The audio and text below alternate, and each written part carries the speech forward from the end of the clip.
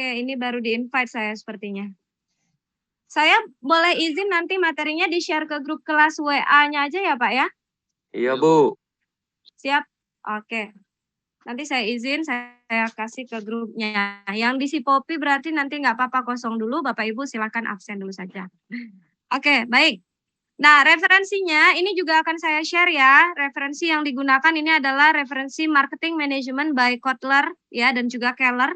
Jadi kalau Bapak Ibu memang dari dulu mendalami marketing ya, tidak asing lagi nih kalau dengar nama Philip Kotler dan juga Kevin Lane Keller. Kalau biasanya dikutip itu Kotler dan Keller. Jadi mereka ini adalah bapak marketing ya, bapak pemasaran ya, yang alhamdulillah sampai masih hidup orangnya sampai sekarang nih Bapak Ibu, Pak Kotler sama Pak Keller ini. Jadi memang semua marketing itu kita refer ke bukunya Kotler Keller. Bu Yanti juga akan pakai buku ini.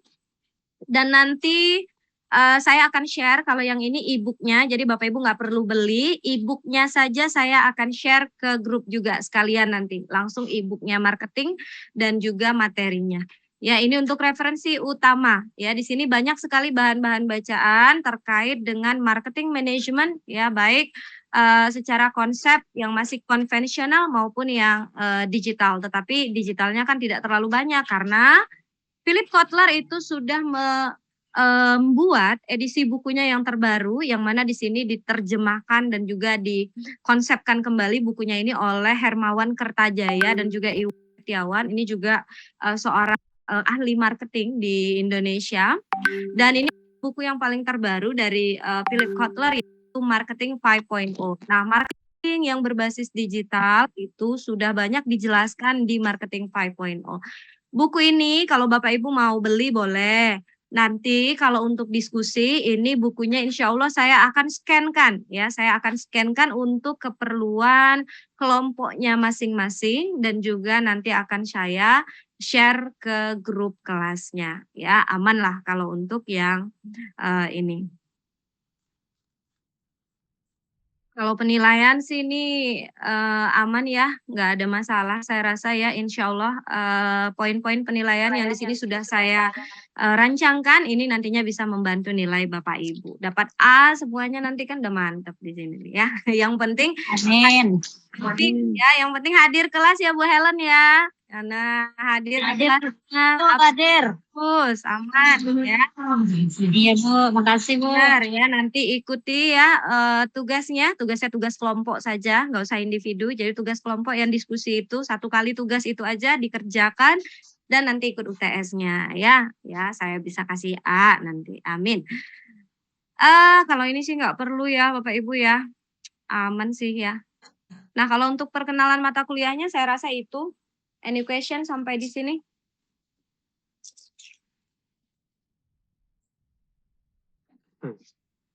Ada pertanyaan? Untuk sementara belum. Sen. Iya. Saya izin ya, saya mau absen satu-satu biar kenal. Jadi di Sipopi kan tadi kita totalnya ada 50 berapa ya? Iya, kita ada 54 ya. Aktif semua masih ini Bapak Ibu? Aktif. Iya, jadi harus aktif semua. Jadi masuknya sama-sama, keluarnya sama-sama. Ini semester 2 kan ya, semester 3 lagi terakhir. Semester depan ini. Allah Bu. Iya, amin. Sebentar.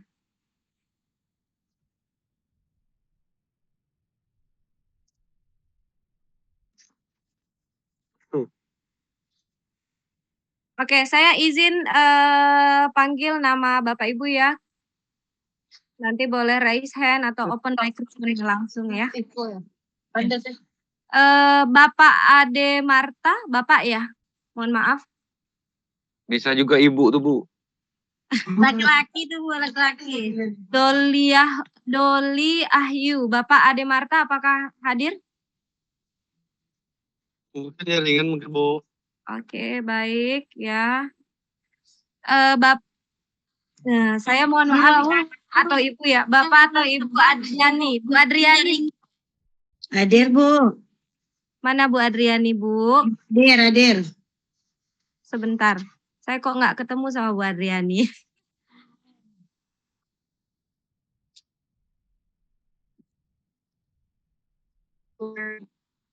Ibu Hadir, Bu, hadir. Reno 6 itu. Oh, Ibu yang pakai Iya. Nah, maaf Lupa Ibu. notamnya tadi, Bu. Iya, lupa notamnya, Bu. Papa ya. Sehat ya Bu ya. Hadir, Bu, hadir. Oke, baik Bu Adriani, Pak Afrizal. Pak Afrizal di Sipopi masih alfa. Di depan.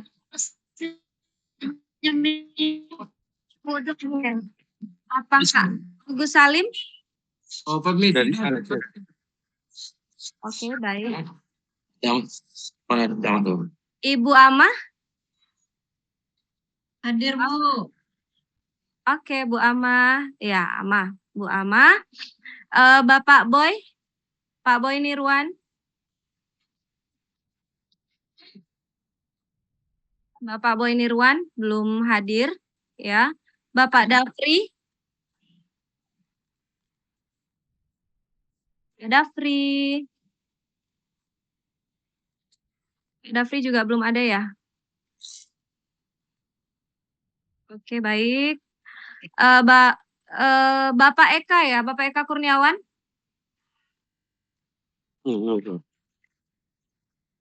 Bapak Eka juga belum ada? Jadi nanti Bapak Ibu nggak perlu absen yang keduanya ya. Ini saya yang absenkan yang keduanya. Ya. Iya. Kau tadi. Bu Yanti. Bu Yanti tadi sepertinya ada ya. Oke, Ibu. Assalamualaikum. Hai Bu. Selamat Ibu. Bu Yanti sedang menggaleh. Langsung mengaplikasikan. Iya. Bu Emilda.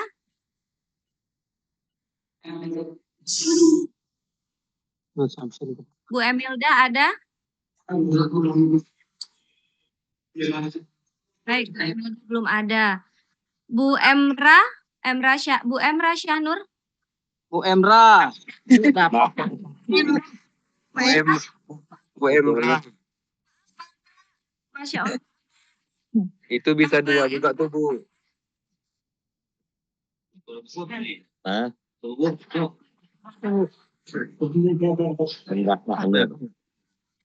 Pak Indra ada ya? Belum bangun, Bu. Oke, baik ya. Banyak yang belum bangun ini. Pak Faren. Faren juga masih belum ada sepertinya. Pak Fetrizal. Bu. Oke, Pak Fetrizal hadir. Pak. Ibu Helen Hasibuan.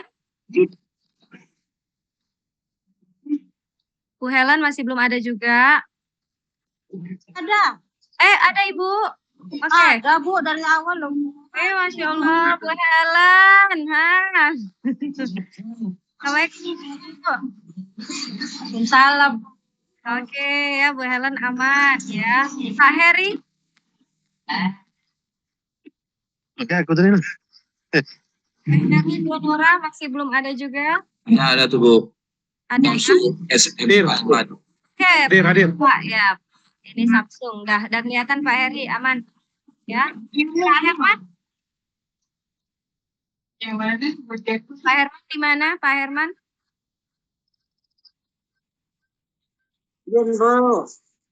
Oke. Bu Imra ya. Mudah-mudahan benar Ibu Imra. Ya Bu, hadir Bu. Oke, Bu Imra sudah kelihatan. Waalaikumsalam Bu ya. Selanjutnya Bapak Indra. Pak Indra. Hadir, Bu. Oke, Pak Indra. Ya. Pak Indra Syahputra. Ibu Ira Gusmawati. Bu. Iya. Saya udah lihat nama Bu Ira nih. Ada ibunya. Oke, Bu. Ya. Selanjutnya Bapak Ismardi. Ibu. Mana Ibu. Pak Ismardi? Oke. Oke, Pak Ismardi. Ya. Bapak Jan. Bapak John Kennedy. Ada sepupunya ya, Pak John. Ibu Kamisnawati. Hadir, Bu. Kan, oh iya. Oke, Hadir, Bu. ya. Selanjutnya ada Ibu Kardina. Ibu Kardina. Oh iya, Ibu Kardina sudah lihat ya. Oke, Ibu apa Bapak? Ya maaf ya, Ibu atau Bapak Kesi Kusvio. Bapak, Bu, Bapak. Bapak Kesi ada di sini? Baik, Pak Kesi belum ada ya. Bapak Khairul Akmal? Sama masih kalau nih. Oke, Bapak Kuswarlan? Hadir, Bu. Oke. Mandi, Bu. Mandi, Bu. Pak. Bu. Ya, iya siap ya. Ibu Liza,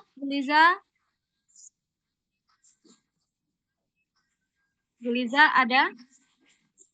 Jago, Za. Bu Liza. Belum ada Ibu Lizanya ya. Pak Lukman Arif? Pak Lukman Arif juga belum ada. Bapak Mahadi? Ada, Bu. Tadi ada dia. Iya, Pak Mahadi ada. Oke, Pak Mahadi ada tapi gelap ya, Pak ya. Oh, udah terang lagi. Oke, Pak. Siap, Pak. Ini Ibu ya, mudah-mudahan Ibu Mesrawati. Iya, Bu. Hadir. Iya, udah Bu, aman Bu. Iya. Bapak Muhammad Yamin. Tadi Pak Hadir, Bu. mana? Ini Hadir, Bu. ada. Oke Pak, siap. Ibu Neni Elvita. Hadir, Bu. Oke, iya Bu. Oke. Ibu Nur Fadlia.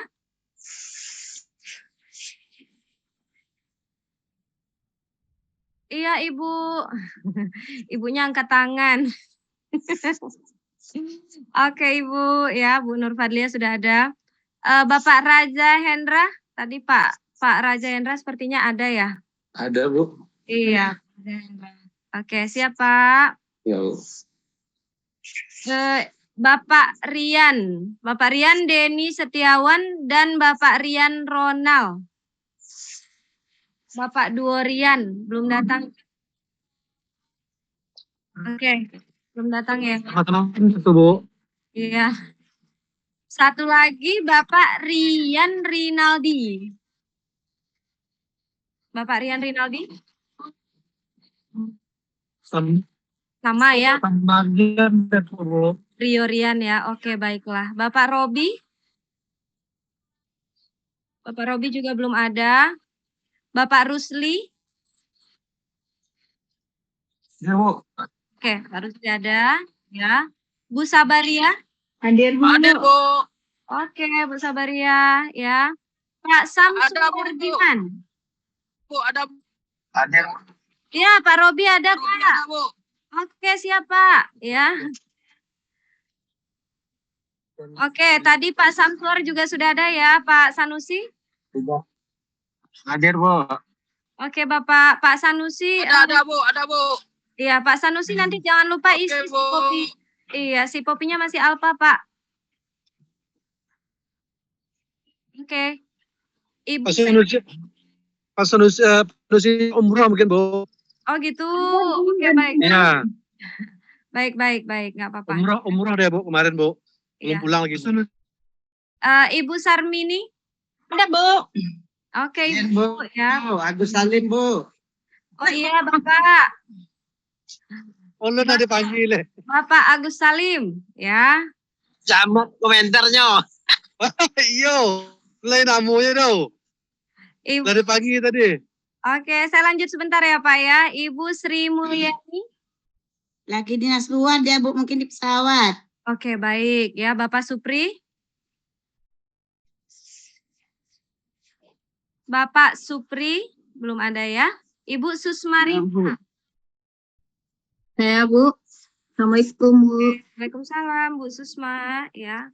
Ibu panggilnya Bu Susmarita atau Ibu Nuri? Ibu Rita, Bu. Oh, Ibu Rita, ya, Bu Rita. Baik. Keren, keren. Ya hadir Bu. Oh, iya. Hadir Bu dokter. Syaril. Hadir Bu, panggilannya Ariel Narsis Bu. Selanjutnya ada Bapak Tengku Syahrial. Oke. Pak Tengku Syahrial ada? Oh iya, nih Pak Eka sudah hadir, sudah raise hand. Oke Pak Eka, aman Pak Eka? Bu, Iya. Bu. Iya, Bapak. Assalamualaikum, ya. Selanjutnya ada Bapak Tommy Hendra. Pak Tommy ada? Hadir Ibu Bu. Siapa si Papi itu? Siap Bu, hadir. Siap Pak Tommy, ya. Selanjutnya ada Pak Usman. Hadir Bu, Assalamualaikum. Waalaikumsalam, ya Pak Usman. Selanjutnya ada Pak Vicky Andrian Dwi Prabowo. Pak Vicky ada? Masih belum ya, si Popinya masih Alfa. Bu Wahyu Marlina. Ya, Bu. Ada. Mana nih orangnya? Penasaran. Waduh. Oh, Bu Wahyu nanti si Popi. Sarmini, tapi nyanyi di kantor Kak Sarmini. Ya, si Popi Ibu masih Alfa, yang Bu Wahyu masih Alfa, ya. Ibu Iya Serli. Bu Iya Serli ada? Belum ya? Dan yang terakhir ini Bapak atau Ibu ya? Bapak ya sepertinya ya, Pak Yusmar. Ya Bu, ada. Iya, nih Pak Yusmar udah hadir. Oke, baik Bapak Ibu ya, sudah bergabung 40 orang. Masih ada belasan orang sebenarnya. Kelas ini sangat banyak sekali, 54 orang. Bu, saya belum Bu, baru gabung. Izin baru gabung Bu. Iya, Pak siapa Pak? Pak Emra Bu. Pak Agus Salim, Pak Eka, ya sudah saya take note ya. Tadi sudah dipanggil. Ibu Emra Bu, belum Bu. Pak Emra. Emra ya? Iya, iya Bu. Pak Emra. Iya. Iya, Pak Emra, iya ada Pak Emra. Baik Pak, siap. Ibu Emra Sanur tuh Bu. Iya. Ada yang namanya ini nggak Bapak Ibu ya, yang tidak ada di Sikopi, yang tidak saya perkenalkan? Sudah ada semua, terdaftar semua? Pak Supri udah hadir tuh Bu. Iya, Pak Supri juga sudah hadir, aman. Pak Agus Salim hadir juga. Iya, sudah hadir semua. Oke, baik ya.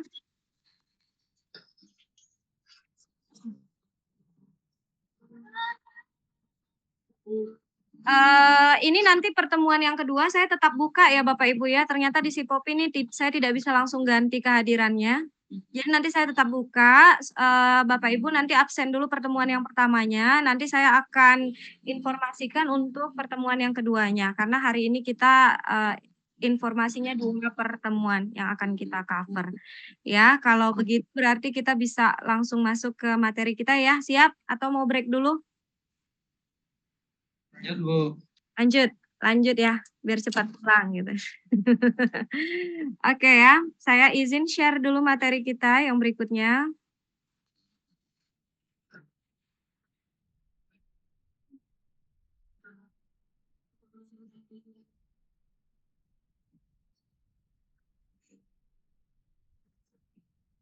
Atau bukanya, kita buka semua minggu doang enggak.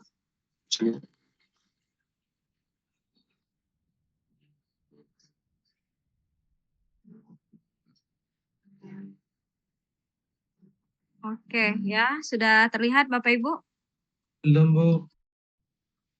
Belum? Belum kelihatan ya? Masih belum Ibu. Jaringan. Begitu. Belum Bu. Bentar, saya coba ulang dulu ya. Bu Kamis, muter-muter mana Bu? Tapi arealnya Pak Arel. Ya nih ha. Nah, yang ini terlihat enggak? Tahu. Oh. Siap. Oke Bapak Ibu, jadi sistem kita nanti kita diskusi-diskusi saja ya. Sambil tutup kamera, sambil buka kamera ya. Terserah ya, yang penting tetap mengikuti materinya dan nanti saya panggil-panggil namanya ya. Yang penting standby gitu ya. Oke Bapak Ibu, jadi yang untuk pertama ini kita akan masuk terkait dengan defining marketing for the 21st century. Jadi kita akan lihat nih sebenarnya marketing itu apa sih gitu kan. Pada kenyataannya kan kita semua adalah pelakunya. Ya, apalagi Bapak Ibu yang memang sudah memiliki usaha ya, yang mungkin UMKM mungkin skalanya sudah dalam skala menengah ya ataupun skala besar. Berarti kan Bapak Ibu telah menjadi pelaku marketing yang memang menetapkan strategi marketing ataupun pemasaran dengan baik ya. Oke, nah jadi untuk marketing in the 21st century ini yang pertama kita akan mengenal yang namanya definisi terlebih dahulu Bapak Ibu ya. Lagi-lagi kita kenalan dulu ya terkait dengan definisi dari marketing atau pemasaran itu sendiri. Nah, sebelum saya masuk ke definisi menurut ahli ya, artinya di sini karena kita referensinya ke Kotler dan Keller, ahlinya marketing ya. Sebelumnya saya juga mau diskusi dulu nih sama Bapak Ibu semua nih. Bapak Ibu mengambil magister manajemen, artinya ini Bapak-Bapak Ibu yang nantinya akan menjadi satu ahli ya di bidang manajemen. Nah, manajemen itu sangat luas sekali ya. Ada manajemen pemasaran, ada manajemen sumber daya manusia, ada manajemen keuangan, manajemen strategik, manajemen operasional ya. Semuanya akan Bapak Ibu pelajari di ataupun selama menempuh perkuliahan S2 manajemen. Nah, salah satunya ini adalah ilmu marketing manajemen ataupun manajemen pemasaran. Tentu ya kalau kita dengar pemasaran ini adalah satu istilah yang sudah tidak asing lagi gitu ya, yang sudah kita aplikasikan di dalam kehidupan nyata, kita pelakunya gitu. Tapi sebenarnya kita tahu atau tidak sih gitu ya terkait dengan pemasaran itu sebenarnya apa gitu. Saya mau dengar pendapatnya dari Bapak Ibu boleh? Ada yang mau mengutarakan pendapatnya terkait dengan pemasaran itu kira-kira apa kalau kita bicara pemasaran ataupun Dokter. pasar gitu. Iya, silakan Bapak. Jadi kalau nanti pemasaran itu memang banyak definisi dokter ya. Jadi salah satu Ya. itu adanya suatu proses sosial atau manajerial ya, di mana individu ataupun kelompok gitu memperoleh apa yang mereka butuhkan. Jadi si pelaku pemasar pun dia harus tahu apa yang dibutuhkan oleh masyarakat sehingga adanya pertukaran timbal balik produk dengan nilai pada orang lain gitu. Oke ya, jadi kalau melihat dari definisi Pak Syahril, sorry ya, bukan Pak Syahrial, Pak Syahril ya Pak, Pak Haril Iya, gitu. Ariel. Iya, Pak Ariel panggilannya Bu. Keren Bu. Benar Pak, Keren, Bu Aril, Bu. saya lihat tadi ini Pak Aril, jadi saya panggil Pak Aril Peter Pan, Pak, Pak Aril Noah ya. Mas Bu. Iya Pak Aril, terima kasih atas jawabannya. Jadi ada beberapa poin penting yang tadi disampaikan oleh Pak Aril bahwa pemasaran ini adalah satu aktivitas ya Pak ya, serangkaian proses ataupun aktivitas ya. Aktivitasnya tadi yang kalau kita tangkap Pak Aril menyebutkan adanya satu pertukaran. Benar Pak? Iya, pertukaran dan jasa apa yang ditukar ya, yang ditukar ini tentunya menjadi sebuah nilai ya bagi pelanggan. Ya, jadi ada pertukaran, ada barang jasa dan nilai. Nah, siapa yang melakukan pertukaran ini? Ya, tadi juga sudah disebutkan sama Pak Syahril yang melakukan pertukaran ini adalah bagian aspek manajerial dalam sebuah perusahaan ataupun usaha.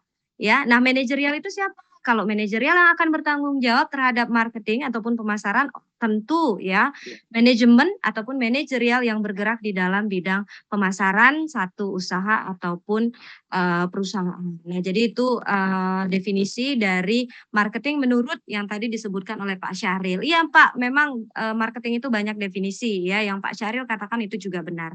Apakah Bapak Ibu ada pendapat yang lain? Silahkan, boleh. Iya. Ini Bu. Iya, Pak siapa? Pak Bapak atau Ibu? Izin, Bu. Iya, Pak Mahadi, silakan Pak Mahadi. Kalau pemasaran itu Bu, menurut pandangan kami itu sebuah proses untuk memperkenalkan sebuah produk ke masyarakat untuk bisa diterima oleh sebuah komunitas ataupun masyarakat ramai. Jadi untuk memperkenalkan dulu Bu. Oke. Oke. Iya. Oke Pak Mahadi ya, sebenarnya memang kunci pentingnya dari yang dikatakan Pak Syahril tadi ditambahkan dengan Pak Mahadi. Ya, jadi marketing itu adalah proses komunikasi nih Bapak Ibu ya. Marketing adalah sebuah proses komunikasi untuk memperkenalkan, betul Pak ya, memperkenalkan satu produk, barang atau jasa sebelum terjadinya sebuah pertukaran ya. Nah, apa yang diperkenalkan produk jasa ya diperkenalkan ke konsumen ya, nanti konsumennya akan mendapat apa? Mendapat nilai ya. Jadi definisinya juga benar untuk melengkapi ya definisi yang tadi telah diutarakan oleh Pak Syahril. Nah, ya, semua yang disebutkan oleh Pak Syahril dan juga Pak Mahadi tadi terkonsep dalam marketing menurut Kotler dan Keller. Nah, coba Bapak Ibu lihat di sini ya. Ini kalau kita lihat dari definisinya sendiri ya nih, lihat ya. Yang pertama serangkaian proses untuk membuat katanya ya. Berkomunikasi. Ya, ini komunikasi ini memperkenalkan ya, dan juga memberikan nilai. Nah, memberikan nilai ini terjadinya pertukaran yang tadi disebutkan oleh Pak Syahril. Jadi yang perlu diingat, yang pertama kita membuat. Membuat ini mengadakan satu produk dan jasanya dulu nih ya.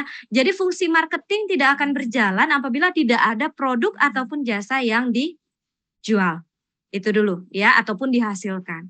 Nah, setelah itu baru mengkomunikasikan. Ya, mengkomunikasikan dari hasil produk ataupun jasa ini tadi. Yang ketiga baru memberikan nilai.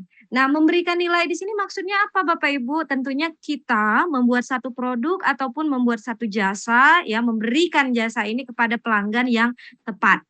Ya, kalau pelanggan yang menerima jasa ataupun produk kita adalah pelanggan yang tepat, berarti pelanggan adalah akan mendapatkan sebuah nilai.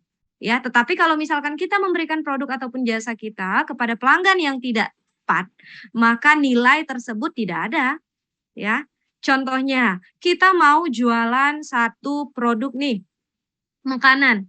Ya, kita mau jualan makanan. Ya, kita jualannya makanan ini adalah makanan yang ya saat ini sedang digandrungi lah, yang daging-daging di apa itu sih Bapak Ibu Holy Cow ya dan lain-lain. Nah, ketika Bapak Ibu membuat satu usaha yang seperti ini gitu ya, menjual daging gitu ya, menjual daging ataupun restoran daging, tetapi restoran dagingnya ditawarkan kepada orang yang vegetarian, kira-kira dapat nilainya nggak? Dapat nilainya nggak? Enggak ya? Iya. Zero. Nah, Kuliah. tidak mendapat nilai. Artinya kalau tidak mendapatkan nilai artinya kita lakukan masih belum memberikan nilai kepada pelanggan. Nah, contohnya seperti itu. Ya, jadi nilai itu didapatkan ketika pelanggan menerima barang ya yang tepat sesuai dengan kebutuhan dan juga keinginannya. Nah, ya, tambahan lainnya ketika sudah terjadi pertukaran nih, Pak Syahril tadi bilang sudah terjadi pertukaran barang dan jasa. Pelanggan sudah dapat nilainya. Fungsi marketing itu tidak berhenti di sana, Bapak Ibu. Ya, nggak cuma sampai di situ. Fungsi marketing itu sangat dalam, apalagi untuk marketing saat ini gitu. Ya, lebih ke dalamnya lagi kemana? Setelah kita kasih barangnya ke orang, kita jual barangnya ke orang, orang yang sudah menerima, ya, marketing ini fungsinya makin ke dalam, yakni mengelola, ya, mengelola hubungan, ya, kepada pelanggan yang tadi sudah menerima barang kita, ya, karena tujuan dari marketing adalah untuk masuk ke ranahnya loyalitas. Udah pernah dengar loyalitas Bapak Ibu? Iya. Kalau Bapak Ibu loyal terhadap sesuatu, belinya cuma sekali atau lebih dari sekali? Selalu. Selalu, ya benar Bu, selalu gitu ya. Kalau Bapak Ibu loyal terhadap sesuatu, yang beli itu apa namanya Bapak Ibu tidak akan pernah sungkan untuk merekomendasikan produk ini kepada orang lain, benar nggak? Ya. Betul Bu. Bapak Ibu akan ajak, kalau belanja, misalnya belanja perangkat komputer, ke perusahaan yang ini gitu, ya. Kalau mau belanja, rumah makan Padang, itu yang sedap itu adalah rumah makan Padang yang ini, sehingga akan mendatangkan customer baru hasil dari rekomendasi Bapak Ibu. Nah, inilah yang dilakukan oleh orang marketing. Tujuannya bukan hanya sampai ke menjual, tetapi mengelola hubungan dengan pelanggan, ya, setelah berlakunya proses penjualan. Nah, jadi pelanggan itu kalau bagi orang marketing ya Bapak Ibu ya, pelanggan itu memang menjadi aset utama ya, yang memang harus dijaga, ya, jadi teman gitu. Ya, kita harus mengerti dia, kita harus mengajak dia selalu ya, dan maksudnya dia memang harus menjadi satu bagian penting di dalam satu perusahaan kita ya, karena sekarang apalagi sekarang eranya marketing digital ya, marketing digital dan juga sekarang eranya persaingan ya, disruptif. Kalau orang mau bilang sekarang ini eranya disruptif. Jadi kalau misalkan, kehilangan pelanggan itu bisa menjadi suatu hal yang sudah tidak asing lagi, apalagi kalau kita buka bisnis. Kita buka bisnis, bisnis kita sudah sukses nih gitu ya, sudah bagus berjalannya. Cuman dalam waktu sebentar, itu pesaing sudah ada di kanan, kiri, depan, belakang kita. Ya. Nah, artinya ya dengan adanya dorongan-dorongan ataupun faktor-faktor yang sangat berbahaya bagi bisnis kita ya, tujuan marketing ini harusnya bisa lebih strateginya ini harus lebih dikuatkan lagi. Terlebih dalam hal mempertahankan pelanggannya ya. Nah, jadi seperti itu. Nah, selain pelanggan ya, marketing ini juga konsepnya sangat luas ya dan juga market share ataupun terkait dengan shareholder-nya ataupun stakeholder itu juga dijaga Bapak Ibu. Karena marketing ini nanti kita akan lihat ya, holistic marketing itu bukan cuma dengan pelanggan. Ya, jadi marketing dalam satu perusahaan itu juga menjaga hubungan baik dengan yang namanya supplier ya. Habis itu juga menjaga hubungan baik dengan stakeholder lainnya seperti karyawan dan lain-lainnya. Nah, jadi konsep marketing itu customer yang utama ya, selanjutnya nanti ada supplier di dalam holistic marketing dan juga ada internal marketing yakni pelanggan ya di dalam perusahaan.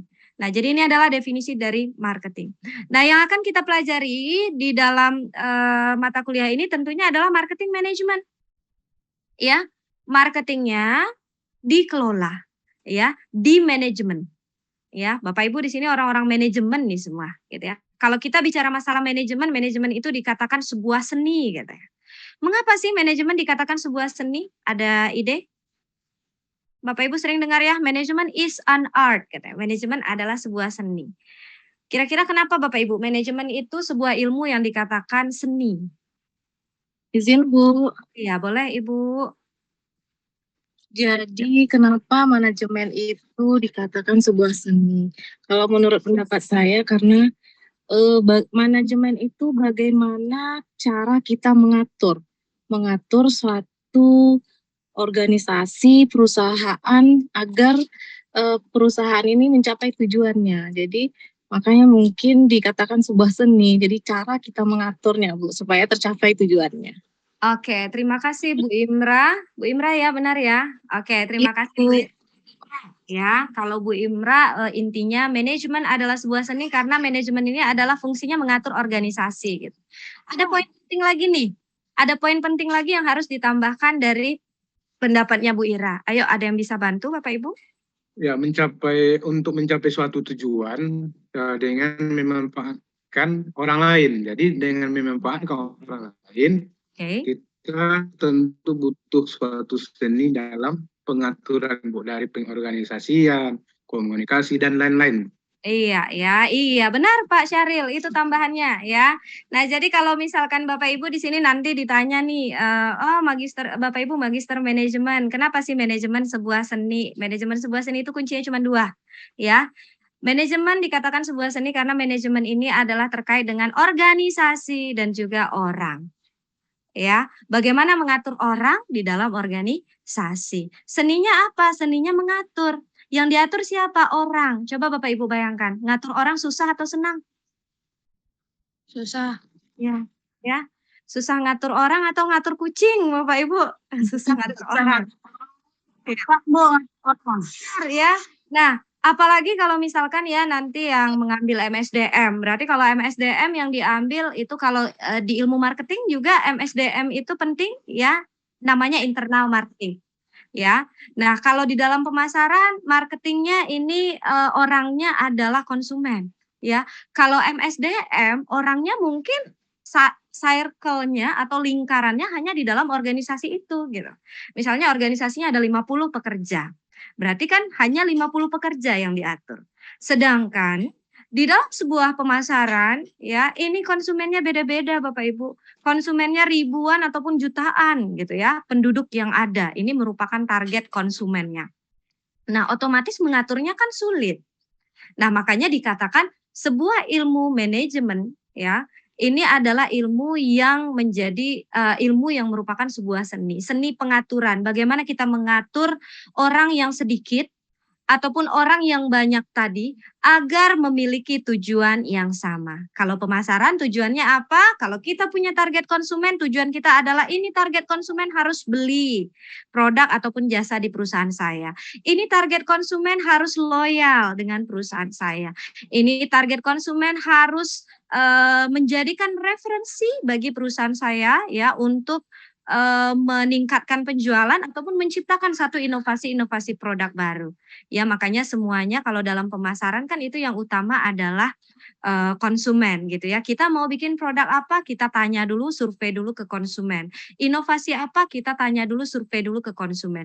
Konsumennya banyak, kepalanya banyak, mereka maunya banyak. Kita tentu nggak bisa nih memenuhi keinginan semuanya. Oleh sebab itu ya, orang marketing biasanya bekerja sama dengan orang operasional, bagian operasional ataupun bagian produksi untuk menetapkan satu standar kualitas ya yang bisa memenuhi untuk seluruh keinginan dari si pelanggan. Nah, jadi ini adalah ilmu ya ataupun definisi dari marketing manajemen, seni dan ilmu untuk memilih pasar sasaran katanya Bapak Ibu. Untuk menjaga, mendapatkan dulu ya, untuk mendapatkan, menjaga serta menumbuhkan pelanggan melalui menciptakan, menyampaikan dan mengomunikasikan. Nah, melalui apa? Yang tadi definisi yang di awal yang telah kita diskusikan tadi.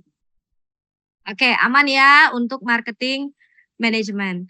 Nah, marketing manajemen ini tujuannya yakni untuk mendapatkan produk untuk konsumen mendapatkan produk ya, obtaining products. Ini adalah contohnya saja ya, contoh-contoh produk. Nah, marketing konsep, kalau kita bicara marketing konsep ini sama seperti definisinya tadi, ini tentunya dapatnya dari sebuah kebutuhan, keinginan dan juga permintaan ya.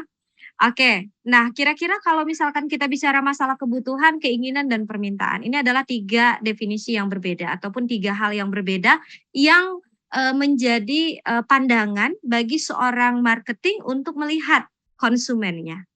Oke, nah coba kira-kira saya boleh tahu nggak kira-kira perbedaan dari kebutuhan, keinginan, dan juga permintaan itu apa ya Bapak Ibu? Ada yang punya ide? Saya Bu Dokter, Iya, silahkan Ibu. kalau menurut saya kalau kebutuhan itu sesuatu yang harus kita penuhi. Contohnya pakaian, makanan. Kalau kita nggak makan kan bisa mati. Oke. Kemudian haus itu Pakai mati sih itu. Ya, pakai mati lah. selanjutnya kalau keinginan itu sesuatu yang bisa kita tunda seperti itu. Oke. Contohnya mungkin mau nonton itu kan keinginan kita pengen nonton. Iya. Kemudian ya seperti itulah. Terima kasih. Oke. Ya. Nah, jadi ini ya sesuai dengan yang dikatakan Bu Yanti tadi benar ya. Kalau kebutuhan ini satu pernyataan dari perasaan kekurangan. Benar Bu ya. Kita misalnya kebutuhan kita adalah rasa-rasa nih lapar, berarti kebutuhan kita adalah makan. Ya, kalau orang lapar ya dikasih makan, nasi aja mau nggak dia Bapak Ibu? Mau kan? Benar nggak? Makan nasi aja mau nggak? Bisa kenyang nggak gitu? Bisa gitu ya. Nah, tetapi keinginannya kadang-kadang bukan cuma mau nasi. Saya mau nasinya nasi ini. Saya maunya nasi itu gitu ya, nasi uduk pecel lele ya. Habis itu nasi Pak Nurdin gitu ya, nasi Padang ya, nasi lain-lain. Nah, itu adalah sebuah keinginan. Tetapi kebutuhannya modal yang utamanya tentu kalau misalkan dia lapar dia makannya nasi. Sama kalau minum. Kalau misalkan haus, kebutuhannya adalah ya untuk memenuhi kebutuhan haus itu dia minumnya air putih. Sebenarnya kan sudah dapat melegakan. Tetapi keinginan kita beda-beda. Saya maunya minum es, karena ini sangat dahaga sekali cuacanya panas gitu ya. Saya mau minumnya yang hangat ya karena cuacanya sedang dingin. Nah, itu adalah sebuah keinginan. Nah, sedangkan permintaan ini kebutuhan dan keinginan tadi didukung adanya daya beli baru menjadi sebuah permintaan.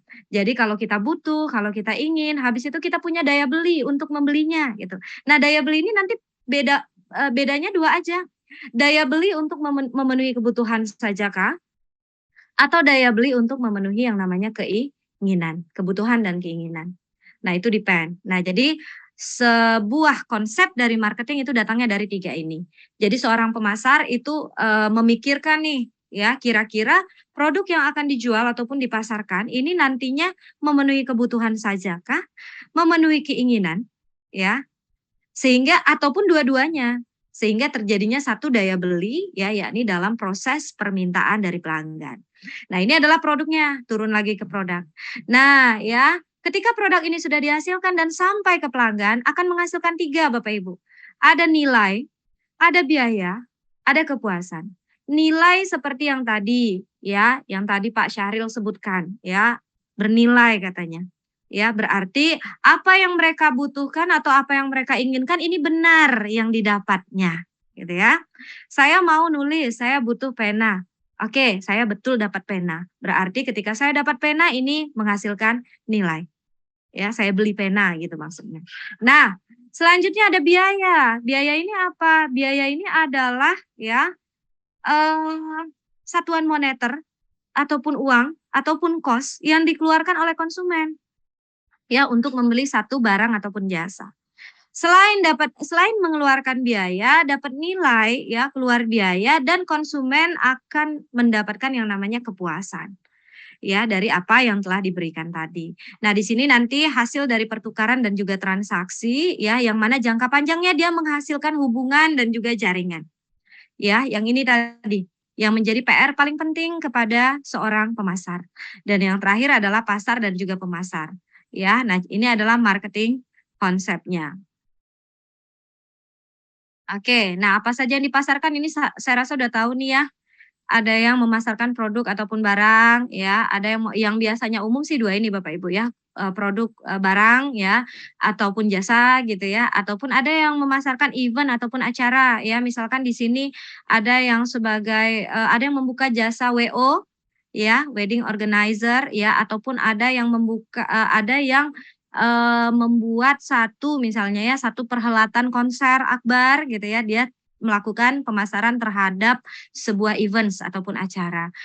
Selanjutnya ada yang menjual ya ataupun memasarkan experience ataupun pengalaman ya. Ini misalnya contohnya kalau di Pekanbaru sendiri itu experience ya, ini seperti tempat-tempat inilah ya hiburan-hiburan. Ya, kalau di Pekanbaru itu ada Asia Heritage misalnya ya. Nah, di Asia Heritage itu sebenarnya menjual sebuah experience ataupun pengalaman ya kepada pelanggannya. Ada Persons ya, Persons ini adalah seorang artis, musician dan lain-lain. Nah, biasanya Bapak Ibu di era saat ini ya banyak sekali yang melakukan marketing terhadap persons ataupun orang. Nah, sekarang kan udah zamannya digital. Bapak Ibu kenal ya namanya influencer ya, influencer. Kalau anak-anak muda saat ini tuh ada yang namanya selebgram ya, belum lagi di TikTok itu ada pula tuh artis-artisnya gitu. Nah, mereka itu melakukan satu proses marketing gitu ya. Marketingnya dari mana? Dari dirinya ya, bukan jual diri ya bahasanya Bapak Ibu, tetapi mereka melakukan sebuah apa sih namanya, mengedepankan ya yang namanya personal image dari mereka ya, personal branding-nya dari mereka gitu ya, untuk menghasilkan satu keuntungan ya. Jadi kalau saat ini nih sudah banyak nih yang persons ataupun orang. Nah, selanjutnya ada yang melakukan penjualan terhadap marketing ya, marketing terhadap suatu tempat ya. Kalau suatu tempat ini misalnya lebih ke ini sih, tempat ini seperti wisata ya, makanya dia ada kota, ada daerah gitu ya. Apalagi kalau misalkan fungsi dari satu apa namanya, satu pemerintah daerah itu tentunya pastinya salah satunya ingin memasarkan ya keunggulan-keunggulan apa yang ada di daerahnya masing-masing gitu. Nah, jadi di sini pemasaran juga dilakukan pada satu tempat. Selanjutnya properti. Kalau properti ini adalah intangible rights ya ataupun ownership ya. Ini contohnya misalnya franchising dan lain-lain ya, ataupun apa namanya, intangible rights, misalkan hal-hal yang financial properties lah judulnya ya, financial properties yang memang dipasarkan ya kepada, biasanya ini B2B, business to business. Nah selanjutnya organizational ya, organization ataupun organisasi ini juga melakukan pemasaran. Informasi juga melakukan pemasaran Bapak Ibu, apalagi sekarang zamannya big data ya, jadi segala informasi terkait dengan konsumen ya itu sudah banyak sekali. Makanya biasanya antara satu perusahaan dengan perusahaan lain mereka melakukan yang namanya pemasaran informasi ya. Kalau dulu sih konvensionalnya informasi ini dari books ya, dari buku, dari magazines ya, dari majalah, dari dan lain-lain. Tetapi sekarang informasi ini sudah banyak sekali merambat, apalagi eranya digital ya. Jadi sudah banyak badan-badan survei yang menjual informasi kepada usaha-usaha gitu ya. Fungsinya apa? Fungsinya tentu untuk membantu perusahaan untuk merumuskan strategi dari informasi yang mereka berikan.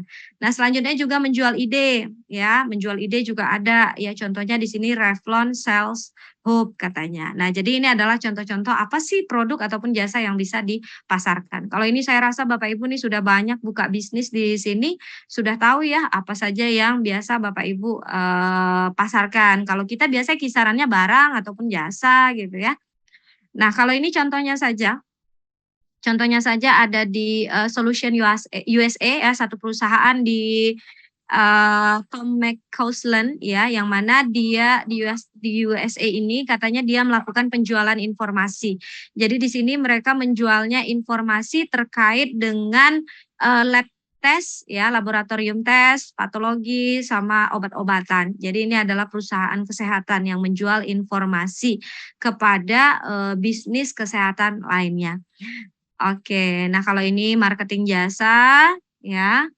Nah, sekarang kita masuk ke key customer markets. Jadi ada kunci dari pasar customer itu apa aja ya. Yang pertama pasar konsumen Bapak Ibu. Nah, ini mungkin yang sering kita lihat ya, dan juga kita merupakan pengguna ataupun pelakunya sendiri. Pasar konsumen ini tentunya kita menjual satu barang ataupun jasa yang tujuannya dikonsumsi secara pribadi kepada konsumen akhir. Ya. Nah, jadi itu adalah pasar konsumen. Contohnya kan di sini banyak nih konsumen akhir itu seperti satu kedai, kita buka kedai, kita buka rumah makan, ya, yang seperti itu adalah pasar konsumen. Nah, selanjutnya adalah pasar bisnis. Pasar bisnis ini adalah sebuah pasar yang menawarkan barang ataupun jasa yang tujuannya untuk dijual kembali atau digunakan untuk menghasilkan produk ataupun layanan yang lain. Nah, biasanya ini kalau misalkan kita mungkin menjualnya spare part ya, spare part ya, yang nantinya ataupun barang-barang yang setengah jadi, misalnya kita produsen dari spare part ataupun barang setengah jadi, kita menjualnya kepada satu perusahaan lain ya, barang-barang ini ketika nantinya di perusahaan lain itu diolah kembali untuk menjadi satu barang yang jadi ya. Nah, ini dinamakan pasar bisnis. Nah, yang selanjutnya lagi ada pasar global ataupun pasar internasional. Pasar internasional ini adalah pasar yang lokasinya adalah di internasional ataupun di luar satu negara, tetapi dia memiliki cabang di negara lainnya. Ya. Nah, pasar internasional ini nanti perlu dibedakan dengan yang namanya franchise ya. Kalau pasar internasional ataupun pasar global itu dia cabangnya langsung yang ada di sini seperti Toyota, Honda ya, dan juga beberapa perusahaan-perusahaan elektronik. Nah, kalau franchise itu artinya kita membeli satu lisensi usahanya dan membuka ya usaha dengan lisensi tersebut di sini. Ya, jadi beda antara franchise dengan pasar multinasional ataupun internasional. Nah, yang terakhir adalah pasar nirlaba ataupun pasar pemerintah ya. Ini adalah pasar juga yang melakukan pelayanan dan juga pertukaran terhadap konsumen, tetapi target utamanya itu tentu adalah non-profit ataupun bukan laba. Nah, jadi ini adalah jenis-jenis pasar customer. Ini contohnya ya Bapak Ibu, key customer markets, yang ini contohnya tadi. Ini Coca-Cola, ini sudah lama sekali nih Coca-Cola zamannya kita semua. Ya, jadi ini adalah perusahaan internasional ataupun global market. Kalau ini Avon, saya rasa saya nggak tahu Avon ini masih ada atau tidak ya. Jadi kalau Avon ini dia membuat satu penggalangan untuk corporate social initiative. Jadi Avon ini katanya membuat satu sosial gitu ya, satu aktivitas sosial yang mana mereka di sini visinya adalah untuk kanker ya, di sini kanker payudara. Jadi memang membuat satu visi ya untuk itu karena corporate social initiative. Nah, jadi ini adalah tujuan dari perusahaan untuk sosial. Oke, ya.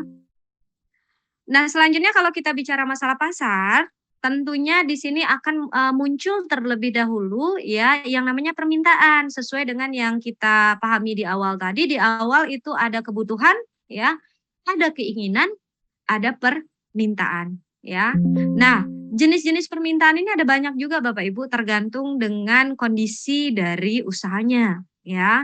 Nah, contohnya di sini adalah yang pertama, permintaan dikonsepkan ke dalam permintaan negatif. Ya. Permintaan negatif di sini dikatakan bahwa seseorang itu tidak menyukai satu produk tersebut dan juga bahkan seseorang tersebut rela membayar harga untuk menghindari produk tersebut. Contohnya mungkin kalau yang ini seperti yang tadi ya, seperti yang tadi saya katakan bahwa misalnya Bapak Ibu membuat satu usaha ataupun restoran daging ya di dalam satu kawasan ya, di dalam satu kawasan orang-orang yang vegetarian ya. Tentu saja ketika Bapak Ibu membuka usaha daging ini di dalam satu kawasan vegetarian, ini akan muncul yang namanya demand negatif ataupun permintaan yang negatif. Ya, karena orang-orang vegetarian ini tidak akan pernah melakukan pembelian terhadap daging yang Bapak Ibu jual. Nah, jadi ini yang dikatakan demand negatif. Nah, yang kedua, demand tidak ada. Ya, demand tidak ada ini adalah permintaan yang tidak menyadari atau tidak tertarik sama sekali dengan sebuah produk tersebut. Ya. Contohnya lagi kalau demand tidak ada ini hampir sama sih dengan demand negatif. Contohnya gini, kita membuat satu penjualan internet ya, pulsa internet ataupun internet yang kartu ataupun pulsanya atau apa gitu ya. Nah, tetapi kita membuat usaha internet ini tadi ataupun voucher ini tadi di dalam satu kawasan yang sama sekali tidak ada jaringannya. Ya. Kawasan pedesaan mungkin yang sama saya tidak ada jaringannya, misalnya Telkomsel mau dibuka nih counternya di desa apa gitu. Padahal di desa tersebut jaringan Telkomsel tidak ada. Yang ada mungkin di desa tersebut jaringan Tri ya ataupun jaringan yang lainnya, tetapi bukan untuk jaringan Telkomsel. Contoh ya. Nah, artinya ya ketika melakukan penjualan yang seperti ini di kondisi kawasan target konsumen yang seperti itu tadi, maka permintaan itu akan menjadi tidak ada. Ya, jadi permintaannya tidak ada. Contohnya lagi mungkin Bapak Ibu mau buka laundry. Ya, buka laundry itu kan sesuainya adalah di kawasan perumahan. Karena ibu-ibunya adalah ibu-ibu yang bekerja, ya, wanita-wanita karir gitu ya. Atau buka laundry itu cocoknya kan di lingkungan perkuliahan gitu ya, lingkungan kampus gitu. Karena orang-orangnya adalah mahasiswa-mahasiswa ya yang mungkin disibukkan oleh aktivitas kuliahnya sehingga tidak sempat ini mencuci baju dan lain-lain gitu. Nah, tetapi kalau misalnya Bapak Ibu membuka laundry di lingkungan pedesaan misalnya, ya, yang mana di pedesaan ini biasanya wanita-wanitanya atau ibu-ibunya itu biasanya mencuci bajunya itu bersama-sama itu langsung ke sungai gitu. Ya, dan juga mereka-mereka ini hanya wanita-wanita ibu rumah tangga gitu.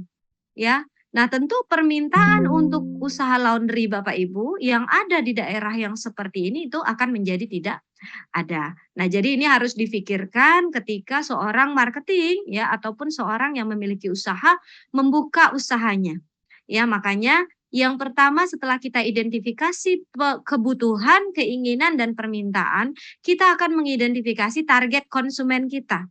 Ya, sehingga benar atau tidak kebutuhan dan keinginannya ini tadi akan menjadi satu daya beli ataupun demand namanya, permintaan. Ya, karena kan tadi permintaan itu adalah kebutuhan dan juga keinginan ya yang disertai dengan daya beli. Nah, jadi ini ya Bapak Ibu untuk demand negatif dan juga demand tidak ada. Nah, selanjutnya demand laten. Demand laten ini kebutuhan yang tidak dapat dipenuhi oleh produk yang sudah ada katanya. Ya. Kalau ini sih mungkin apa ya contohnya ya? Contohnya ini demand laten ini rokok ya. Saya kasih lihat rokok nih Bapak-bapak nih mungkin sudah tidak asing lagi dengan rokok gitu ya. Rokok ini kan kita tahu nih kalau kita lihat iklan itu di rokok ini pasti sudah dikasih tahu bahwa merokok dapat menghasilkan apa efek sampingnya. Ya. Nah, ketika kita adanya satu permintaan gini ya, adanya satu permintaan terhadap rokok ya, tetapi rokok yang sehat misalnya. Ya, maka terjadilah permintaan laten. Artinya kebutuhan ataupun keinginan seseorang tetapi tidak dapat dipenuhi oleh satu produk yang sudah ada tadi gitu. Karena kan rokok ada efek sampingnya ya. Pelanggan itu mintanya rokok yang sehat katanya. Saya nggak tahu ya Bapak ya, mungkin sekarang sudah ada rokok yang sehat, saya kurang tahu. Tapi yang kita tahu iklan rokok masih memunculkan efek samping yang tadi gitu. Artinya kalau kita kaitkan dengan demand laten ini berarti permintaan untuk rokok ini tadi yang sehat ini tentunya tidak ada. Nah, ini dapat menjadi satu demand ataupun permintaan yang sifatnya laten. Oke, nah selanjutnya demand ataupun permintaan yang sifatnya menurun. Ya, kalau menurun ini contohnya pembelian satu produk itu lebih jarang atau tidak sama sekali. Contohnya kalau menurun ini nanti kaitannya dengan ini nih, dengan overfull. Ya, biasanya orang-orangnya akan mendapatkan permintaan yang overfull dulu. Baru nanti setelah itu ketika sudah selesai viralnya, sudah selesai musimnya, nih tidak teratur juga sama karena berdasarkan musiman, ya, maka permintaannya akan menurun. Ya, contohnya pada saat COVID. Pada saat COVID-19 permintaan terhadap masker, ya, dan juga permintaan terhadap vitamin, saya ingat kemarin waktu COVID itu sampai-sampai susu beruang habis ya di minimarket ataupun Indomaret. Sampai-sampai yang namanya UC ya, UC 1000 itu juga habis. Nah, maka di situ akan muncul yang namanya demand overfull. Ya, masker juga. Masker lah yang nampak waktu saat COVID dulu ya Bapak Ibu ya, permintaan terhadap masker. Banyak sekali orang-orang bermunculan ya, produsen-produsen masker. Karena saat itu memang sedang banyak-banyaknya gitu. Ya. Nah, tapi pada saat ini kalau yang tadi UC sama susu beruang saya rasa karena kebutuhannya adalah vitamin tubuh saat ini juga masih konstan meskipun dulu berlebihan. Tapi dia tidak mengalami penurunan. Yang menurun ini malahan mungkin masker. Ya, karena juga sudah ada kebijakannya maksudnya sudah diumumkan oleh presiden ya bahwa penggunaan masker tidak lagi diwajibkan baik di dalam ruangan maupun di luar ruangan. Jadi permintaan masker itu mengalami penurunan. Ya, karena overfull-nya sudah pada saat COVID yang lalu. Nah, tentu kalau misalkan kita mengalami demand yang menurun ini perusahaan wajib membuat satu strategi nih bagaimana untuk bertahan.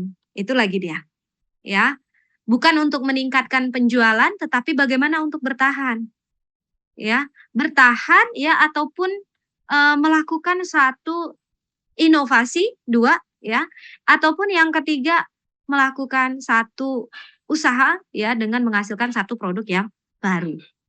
Ya, jadi dia mengganti ya konsep dari usahanya. Ya, melakukan analisa terhadap mengapa terjadinya penurunan terhadap permintaannya. Nah, yang selanjutnya lagi ya ini permintaan yang sifatnya tidak teratur. Kalau tadi kan Bapak Ibu kalau COVID, memang COVID itu musim, tapi COVID itu musim yang kemarin itu kan hanya sekali gitu. Sekali habis itu langsung berkesudahan. Berkesudahannya alhamdulillah juga sudah dalam jangka waktu yang lumayan panjang gitu dan kita berharapnya sampai nanti juga tidak akan ada COVID lagi begitu ya. Nah, berbeda halnya dengan musiman yang dikategorikan ke dalam demand yang tidak teratur. Demand yang tidak teratur ya di sini adalah demand yang berdasarkan variasi musim jangka pendek Bapak Ibu. Ya, contohnya bulanan, mingguan, harian ataukah setiap jam. ya. Contohnya saja kalau misalkan musim yang agak lebih pendek itu mungkin yang bulanan lah ya, yang bulanan musim hujan gitu ya, musim hujan. Ataupun selain musim hujan ataupun musim sekolah misalnya. Musim bunga. Musim bunga ya Bu ya? Iya ada musim bunga ya. Ya, jadi kalau misalkan yang seperti itu, kalau misalkan musim hujan itu permintaan terhadap apa Bu yang meningkat kalau musim hujan Bu? Tel sama payung, Bu. Iya payung, habis itu permintaan kepada produk apa lagi nih? Kalau musim hujan? Jas hujan, Bu. Jas hujan gitu ya. Selanjutnya apa lagi nih? Gorengan, Bu.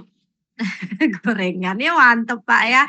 Makan gorengan, Bakso. bakso, iya pada saat musim hujan ya. Jadi yang jangkanya memang lebih pendek ya. Jadi permintaan terhadap produk-produk tertentu akan meningkat di satu musim tertentu dan juga akan menurun pada satu musim yang lain. Nah, tetapi dia konstan gitu, membentuk satu gelombang musim ya. Beda sama yang menurun dan juga overfull tadi. Ya. Nah, contohnya lagi misalnya musim sekolah. Kalau sekolah berarti nih permintaan terhadap alat tulis ya. Alat tulis meningkat pada saat musim sekolah. Atau kalau misalnya Bapak Ibu nih buka satu kedai fotokopi di sekitaran kampus gitu ya. Nah, kalau misalkan musim ya, kalau kampus itu berarti 4 bulan mahasiswanya kuliah, nanti 2 bulan mahasiswanya pulang kampung. Nanti 4 bulan mahasiswanya kuliah lagi, 2 bulan mahasiswanya pulang kampung. Nah, tentu permintaan-permintaan seperti yang tadi, kedai-kedai tadi yang membuat ya dia satu kedai makan ataupun satu kedai fotokopi yang memang target konsumennya adalah mahasiswa nih. Ya, target konsumennya adalah mahasiswa, kantin-kantin kampus, kantin-kantin sekolah dan lain-lain. Nah, tentu hanya akan mendapatkan permintaan pada saat musim sekolah ya. Di luar musim sekolah berarti permintaannya akan mengalami gelombang penurunan. Nah, ini adalah contoh permintaan yang sifatnya tidak teratur. Oke. Nah, selanjutnya adalah permintaan yang tidak sehat. Kalau permintaan yang tidak sehat ini adalah produk yang memiliki konsekuensi sosial yang tidak diinginkan. Contohnya tadi lah sepertinya ya, Bapak-bapak terkait dengan rokok ya ataupun hal-hal yang tidak sehat lainnya gitu kan. Ini adalah permintaan-permintaan yang sifatnya tidak sehat karena akan mendatangkan konsekuensi sosial. Nah, kalau permintaan penuh di sini contohnya adalah permintaan ini selalu cukup nih. Permintaan ini selalu ada, selalu cukup untuk memenuhi kebutuhan di pasar. Ataupun ketika Bapak Ibu memasukkan produknya ke pasar, ini selalu ada. Contohnya kan barang-barang harian. Ya, contohnya lagi adalah obat-obatan, ya, barang-barang harian itu yang di stok misalnya di Indomaret, ada beberapa barang harian yang memang senantiasa dibeli itu akan mendapatkan yang namanya demand penuh.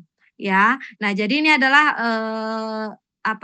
bagian ya ataupun beberapa bagian dari demand ataupun permintaan yang ada ya, yang mana ini nantinya menjadi satu strategi bagi kita selaku pemasar. Oh, kira-kira kita jualnya produk yang seperti ini, berarti demand kita termasuk demand yang seperti apa gitu. Nah, jangan sampai kalau misalkan kita tiba-tiba jual produk yang sedang viral. Sekarang kan kalau misalkan produk yang sedang viral itu yang sering dibeli anak-anak muda ya Bapak Ibu ya. Kayak Mixue gitu. Ya. Yang franchise-franchise yang sekarang memang kan sekarang zamannya era digital. Anak-anak kita itu ya memang orang yang sangat cepat terpengaruh oleh media sosial seperti Instagram, seperti TikTok ya. Kalau TV saya rasa sekarang udah kurang ya. Mungkin cuman kita yang nonton TV ya. Bapak Ibu, kalau anak-anak kita tuh lihatnya Instagram mungkin ya, lihatnya TikTok gitu ya, dan mereka juga sudah punya idola-idola sendiri ya, sudah punya ininya sendirilah siapa sih yang bisa mempengaruhi mereka gitu ya, dari lingkungan sosial media yang mereka miliki. Nah ya, dikarenakan hal yang seperti itu ya tentu sekarang banyak sekali terjadi satu fenomena viral marketing ya, pemasaran yang sifatnya viral gitu. Ya, nah pemasaran yang sifatnya viral ini kalau kita lihat dari dari berjalannya ya sudah ada beberapa yang sudah kita lihat sendiri. Bapak Ibu tahu boba? Tahu Bu Dokter? Minuman boba tahu ya Bu ya? Dulu kan heboh sekali dulu ya Bu. Minuman-minuman boba heboh. Kalau sekarang yang hebohnya lagi Mixue katanya ya. Habis itu apa yang Korea-Korea itu apa ya? Saya juga kurang tahu gitu ya. Pokoknya yang sekarang pelaku pembeli itu kan adalah generasi-generasi Z. Nah, hal-hal yang seperti ini kan viral marketing ini tentu nantinya akan menghasilkan satu permintaan yang sifatnya overfull. Ya, karena orang-orang yang terpengaruh oleh viral marketing ini akan melakukan pembelian yang sama terhadap satu produk tersebut. Nah, tetapi ya ketika permintaan overfull ini sudah terpenuhi pada masanya dan masanya hilang tergantikan oleh yang lain, maka dia akan menjadi demand yang menurun. Nah, ini yang sebenarnya harus diantisipasi. Ya, makanya di dalam keuangan nanti orang-orang marketing ini kan belajar juga dalam manajemen keuangan ya. Ketika kita membuat satu usaha itu kita harus memperhitungkan yang namanya payback value. Ya, jadi jangan sampai ini usaha kita gara-gara viral, ini viralnya cuma dalam waktu 1 tahun. 1 tahun ini dengan yang sudah kita keluarkan semuanya, ternyata nggak sampai payback-nya gitu. Nah, malah akan menimbulkan yang namanya kerugian. Nah, jadi dengan mempelajari demand-demand ataupun permintaan ini nanti kita dapat merumuskan satu strategi ya bagi perusahaan ini kira-kira hal yang seperti apa sih konsep marketing yang akan kita jalankan. Nah, untuk itu Bapak Ibu karena kita sudah mempelajari demand ya, kita sudah mempelajari kebutuhan, kita sudah mempelajari keinginan, marketing ini akan kerjasama sama siapa? Marketing ini akan kerjasama dengan bagian produksi ataupun bagian operasional dari perusahaan. Nah, tetapi banyak muncul ya di satu perusahaan itu kejadian yang seperti ini. Mungkin Bapak Ibu juga banyak ya yang di usaha ya, yang buka usaha ataupun bekerja di perusahaan yang berorientasi kepada profit gitu kan. Yang mana di sini ada satu fenomena ya di dalam satu perusahaan gitu ya. Bagian marketing ataupun departemen marketing dengan departemen produksi ini adalah dua departemen yang sulit untuk mengakurkannya gitu, untuk menyatukannya. Nah, itu dia. Kira-kira kenapa ya? Boleh sharing nggak Bapak Ibu? Jadi kalau produksi itu kan orang-orang yang memproduksi produk tuh bagian-bagian yang memproduksi produk, sedangkan marketing ini adalah bagian yang melakukan pemasaran, mencari konsumen gitu. Ya. Kira-kira kenapa kira-kira ada satu fenomena antara dua bagian ini mengalami kalau ini dikatakan ya di slide ini dikatakan mereka mempunyai different view ataupun pandangan yang berbeda tentang pasar. Hal ini juga terjadi Bapak Ibu di lingkungan nyata. Ya, baik itu yang dalam jasa ya ataupun dalam satu perusahaan yang menghasilkan produk. Ya, apalagi produk yang dihasilkan secara massal. Nah, kira-kira gimana? Apa yang membedakan dua bagian ini? Boleh sharing, Bapak Ibu? Bu. Iya, boleh, Pak. Afrizal, Bu. Iya, Pak Afrizal, silakan, Pak. Maaf, Pak. Itu tujuan tidak sama, Bu. Iya. Gimana tujuannya, Pak? Antara dua marketing tadi, tujuan akhirnya tidak sama. Iya. Gimana Pak? Tujuan akhirnya tidak sama, boleh lebih dispesifikkan? Kalau orang produksi itu tujuan akhirnya seperti apa, sedangkan orang marketing itu tujuan akhirnya seperti apa? Kalau orang produsen itu tujuan akhirnya bagaimana bisa menghasilkan barang sebanyak-banyak mungkin. Oke. Sedangkan bagaimana menghasilkan penjualan yang banyak. Oke. Ya Bu, gitu Bu. Oke, siap ya. Sedikit saya tangkap dari Pak Afrizal ya. Kalau produksi berarti ini mass production ya Pak ya, produksi yang secara massal ya. Kalau orang produksi katanya Pak Afrizal ini gimana caranya mau menghasilkan produk yang banyak gitu ya. Saya mau push aja produknya gitu kan. Yang penting produknya ada dan ini nanti tugasnya orang marketing ya. Orang marketing ini jual produk saya gitu. Nah, kalau saya hasilkan produk secara massal ini banyak, tentu saya akan mengefisiensi yang namanya cost. Ya. Nah, sekarang tugasnya marketing aja lagi kata Pak Afrizal untuk menjual barangnya sebanyak-banyaknya. Oke, yang lain ada punya pendapat yang berbeda ataupun menambahkan?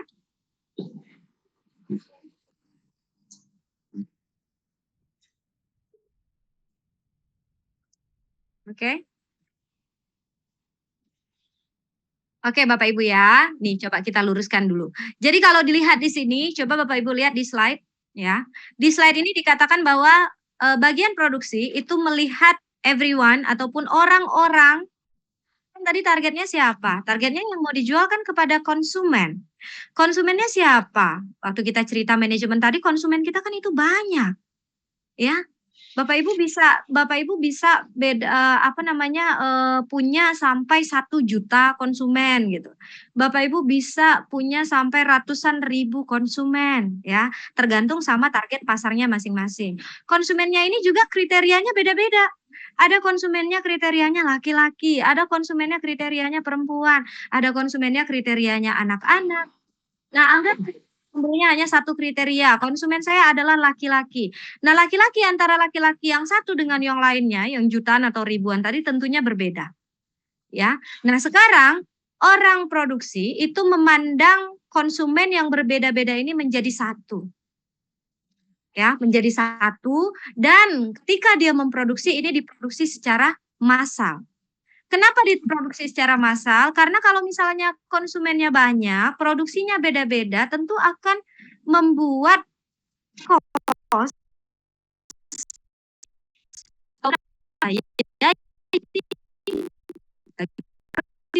kalau mau membuat produk yang beda-beda, tentu mesinnya beda lagi, ya. Tentu keperluan bahan bakunya beda, ya. Tentu proses pembuatan juga beda. Jadi kalau bagi orang produksi nggak mungkin bagi kami untuk memenuhi keinginan dari seluruh konsumen. Benar nggak Bapak Ibu? Ya, karena kalau saya mau jual pena, ya, ini pena nih, gitu ya. Ini pena ini saya produksi ini massal, satu saja. Ya, saya produksi bagi jutaan konsumen. Nah, jadi itu pandangan orang produksi. Kita sampai di situ dulu, sampai pandangannya dulu. Nah, kalau pandangan orang marketing, ya, orang marketing bilang, ini konsumen saya beda-beda loh.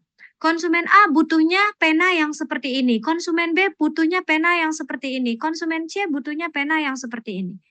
Orang marketing itu memiliki pandangan yang berbeda terhadap konsumennya. Sehingga tugasnya orang marketing ini berat. Ketika produknya dihasilkan oleh orang produksi, ya, karena orang produksi ini menghasilkannya secara massal, suka-suka dia saja, istilahnya masih yang suka-suka dia, gitu kan. Sehingga orang marketing ini tugasnya berat. Ya, saya cuman punya barangnya seperti ini gitu. Ini mau tidak mau karena saya orang marketing, saya harus jual. Tapi barangnya spesifikasinya seperti ini. Mungkin tidak sesuai dengan spesifikasi Bapak A, mungkin tidak sesuai dengan spesifikasi Bapak B ataupun Bapak C gitu. Aduh, berat saya menjualnya. Nah, itu perbedaan yang pertama. Jadi pandangannya berbeda. Pandangan orang produksi dengan pandangan orang marketing berbeda. Nah, tetapi di dalam satu perusahaan memang pandangan ini selalu berbeda, ya. Oleh sebab itu, ya, seorang general manager di dalam satu perusahaan ini mencoba menyatukan kedua pandangan ini. Ya. Marketing dengan produksi, dicoba disatukan, ya. Menyatukannya dalam ataupun seperti apa? Nah, Bapak Ibu, sekarang konsep marketing itu sudah berubah Bapak Ibu, ya. Kalau dulu marketing itu piramida, dia piramida seperti ini ya. Ya, piramida yang seperti ini piramida yang seperti ini dulu piramidanya di atas ngerucut ke bawah. Konsumennya di paling bawah dan yang di paling atasnya itu adalah top level management. Top level management ini berarti ide-ide dari atasan ya, ide-ide dari top level lah, dari direksi, ide-ide dari CEO, terkait dengan produk yang kita jual ini mau seperti apa. Ya. Nah, sekarang zamannya piramidanya sudah terbalik Bapak Ibu. Ya, piramidanya sudah terbalik seperti ini dan yang konsumen yang tadinya di bawah itu sudah menjadi di atas. Di atas dan juga di samping kiri kanan. Nah, ini apa maksudnya? Ini maksudnya adalah orang marketing ya saat ini itu sudah membawa ya data-data konsumennya ataupun membawa rekaman dari konsumennya apa yang telah mereka survei itu ke bagian manajemen produksi. Sehingga manajemen produksi ketika dia mau menetapkan ya satu ketetapan untuk memproduksi produk ini sudah diperhitungkan secara matang sesuai dengan keinginan dari si konsumen. Nah, jadi ini adalah perbedaan dari orang produksi dengan orang pemasaran yang sebenarnya dalam satu perusahaan itu sulit untuk menyatukan karena punya tujuannya masing-masing seperti yang dikatakan oleh Bapak tadi. Ya, tetapi untuk saat ini karena kita sudah berada di zamannya marketing ataupun manajemen yang sifatnya lebih modern, ya. Nah, kedua-duanya ini sudah membaur. Ya, kedua-duanya sudah membaur dan keterlibatan konsumen itu bukan lagi sebagai pemakai. Tetapi keterlibatan konsumen itu adalah sebagai ya pemicu dari ide-ide baru perusahaan untuk menghasilkan produk. Nah, kalau dulu konsumennya di akhir ya Bapak Ibu kita taunya make aja. Ya, tetapi sekarang perusahaan itu sebenarnya mendekati kita loh Bapak Ibu. Mendekati kita semua, kan dia pengennya kita loyal. Setelah kita loyal, kita didekatin. Kita didekatin selalu untuk menghasilkan satu ide-ide bisnis baru, ide-ide produk baru yang nantinya akan dihasilkan oleh orang produksi. Nah, jadi ini merupakan juga salah satu bagian dari ilmu manajemen merupakan ilmu yang sifatnya seni tadi. Ya. Departemen-departemen dalam perusahaan itu memiliki beda-beda tujuan. Ya, tetapi bagaimana seorang manajemen topnya ataupun di atasnya menyatukan tujuan ini. Ya, dan juga kalau orang marketing tentunya bagaimana nih pelanggan terlibat dalam proses perusahaan itu dari awal. Bukan lagi pengguna akhir, tetapi pengguna awal. Nah, makanya biasanya ya Bapak Ibu sering ya sekarang kalau kita jadi member, sering diminta data-data kan? Iya, diminta data-data. Habis itu Bapak Ibu mau jadi member nggak katanya. Kalau jadi member nanti dikasih kartu member ya. Setiap kali Bapak Ibu belanja itu direkam ya. Setiap kali Bapak Ibu melakukan belanja selain keuntungannya kita dapat poin, itu sebenarnya perusahaan kan melakukan perekaman ya, record terhadap data dari konsumennya. Sehingga dari sana dia bisa nanti melakukan riset orang marketingnya. Ini konsumennya nih kira-kira dalam melakukan pembelanjaan kira-kira produk seperti apa sih yang sering dibeli gitu. Ya, kira-kira produk seperti apa nih yang kurang dibeli gitu. Nah, ini akan menjadi masukan nantinya dari bagian marketing ke bagian produksi. Untuk menghasilkan satu produk, oh ternyata target konsumen kita sukanya yang ini gitu. Ya, tadi kan target konsumennya beda-beda, tetapi setelah diriset, setelah dicoba membuat satu riset, membuat satu simpulan yang baik terkait dengan strategi apa dan juga produk apa, itu akan dirumuskan oleh bagian produksi untuk menghasilkan produk massal, produknya tetap massal ya Bapak Ibu. Produknya tetap massal, tetapi produk yang massal ini tadi sesuai dengan spesifikasi dari pelanggan. Nah, jadi ini adalah perbedaan view ataupun pandangan dari production ya department dan juga marketing department ya, bagian dari satu manajemen di dalam perusahaan. Ya, Pak, yuk. Pak Raja Hendra ya, Pak. Ya, boleh Pak, silakan Pak. Bapak maaf suaranya. Halo Pak. Ya, Bu. Sudah aman Pak. Pak ya. Jadi saya nih hidup dua Zoom-nya di laptop sama di suara saya. Tapi aman Pak, silakan Pak. Yuk. Ya. Iya, boleh Pak.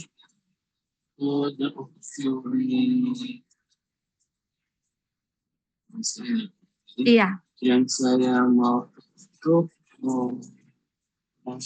informasi ini yang saya pilih konsultan itu seperti Oke. Bisa. Iya, betul. Ini yang fenomena itu udah lama ini. Iya. Teknik pemasaran melalui multilevel. Oh, MLM ya Pak ya, mau marketing Pak ya. level marketing ini kan ini kan yang dipasarkan ini barang jasa ini penting penting banget. Iya benar. Yang dicari itu kan jaringan. Coba orang-orang gitu. Yang tujuannya memang bukan kadang-kadang tidak butuh mereka ini terhadap barang atau produk itu tidak butuh. Iya. Mereka cuma ingin ikut di dalam jaringan itu untuk mendapatkan keuntungan. Iya betul. Nah, ini seperti apa itu kalau dikaitkan dengan teori pemasaran itu, kayak produk, jasa, pengalaman informasi itu di MLM kan tidak seperti saya rasa. Mungkin ada juga yang menginginkan barangnya, gitu. Tapi ada juga sebenarnya tidak melihat barangnya, bahkan yang apa nama lain-lain tertentu tuh yang di atas itu bahkan dia tidak pernah beli barang, nengok barangnya juga tidak pernah. Iya. Tapi dia ikut memasarkan gitu kan. Benar Pak. Tuh, jadi ini Bu, seperti apa ini teori MLM ini, karena jika dikaitkan dengan produk-produk yang akan dipasar kayak barang jasa produk. Iya, oke, baik Pak ya. Bisa nanya satu lagi Bu, Boleh, Bu. boleh. Nah, yang kedua, ini terhadap produk yang permintaannya penuh, overfull yang Ibu sampaikan tadi itu, jika produk itu memang ditunggu atau diminati masyarakat di pasar, begitu diproduksi, bahkan belum keluar barangnya, orangnya udah ngantri. Nah, seperti produk Apple gitu, handphone, produk Apple kan, memang ngantri Bu. Apakah di sini apa kegiatan pemasaran masih dibutuhkan? Kalau terus pertanyaan saya, pemasaran seperti apa ini ya produsen Apple nih yang gunakan gitu? Kayaknya tidak begitu bekerja keras mereka melakukan pemasaran karena produknya udah ditunggu gitu. Iya, baik Pak. Terima kasih Bu.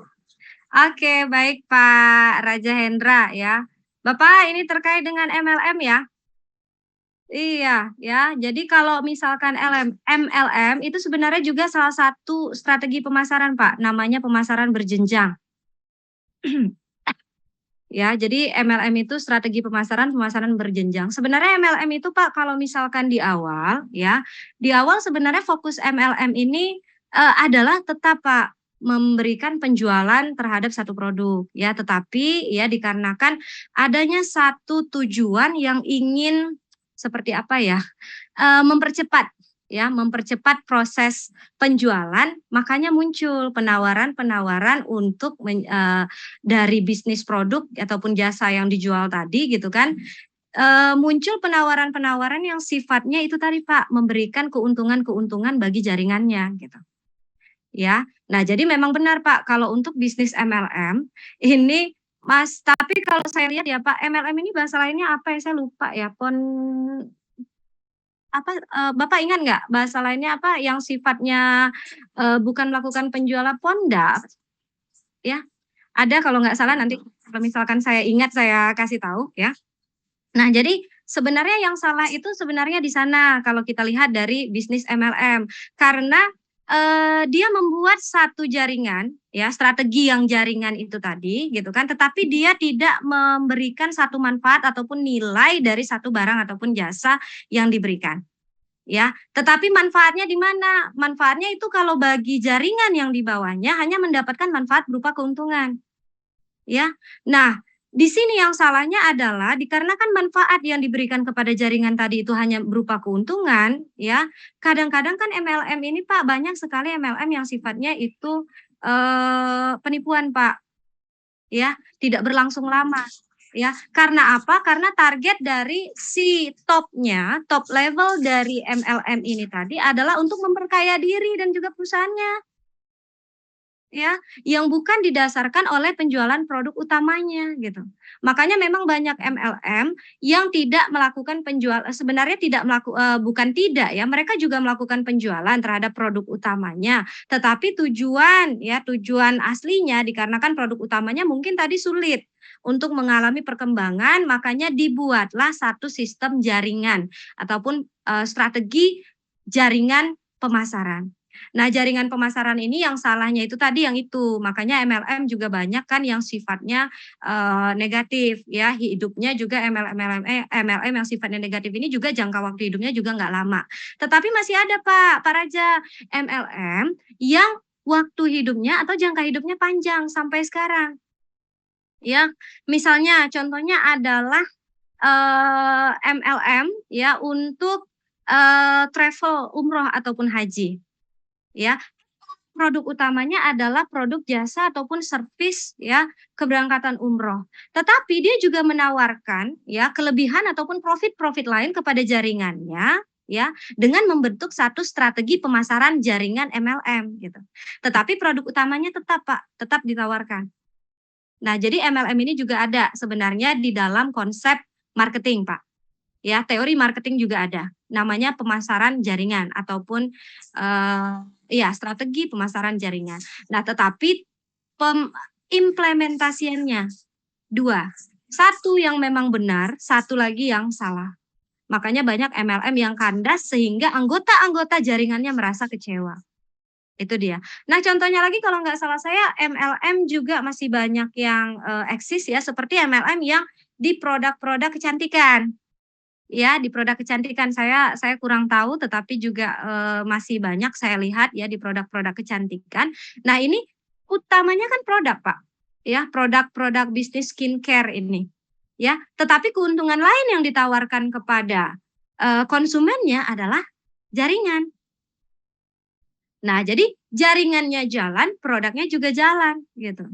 Malahan ada jaringan-jaringannya yang mendapatkan manfaat dari dua-duanya. Dia dapat manfaat dari produknya dan juga dapat manfaat dari jaringannya. Tetapi yang memang salah konsepnya apabila MLM memang ya dilakukan tujuannya adalah untuk melakukan penjaringan kepada orang-orang tertentu ya, tetapi dasar dari usahanya yang produk ataupun jasanya tadi tidak jalan gitu ya, hanya jaringannya saja yang jalan sehingga di akhir dia nggak tahu loh tujuan marketing dia ini sebenarnya apa.